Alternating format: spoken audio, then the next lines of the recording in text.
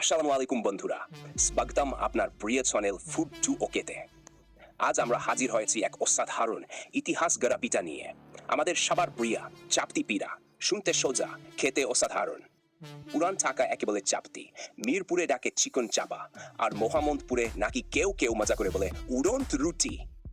এই চাপতি পিঠার রাজকীয় পরিবেশন কিভাবে হয় জানেন? একদম মজার কথা বলি। গরম গরম চাপতির সাথে যদি দেন শুটকির ভর্তা, আহা জীবন ধন। ওদের সাথে একটু জাল জাল সরিষার ভর্তা দেন আর ধনিয়া পাতার ভর্তা গন্ধ ছড়ায়, তখন মনে হয় এন বেহেশতের দাওয়াত। শুটকির ভর্তা এত জালে প্রথম কামড়ে মনে হয় মাথার চুল দাঁড়ায়।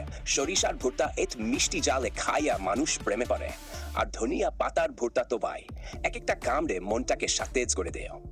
ঢাকার কোথায় কোথায় এই চাপতি পিঠা বেশি চলে জানেন?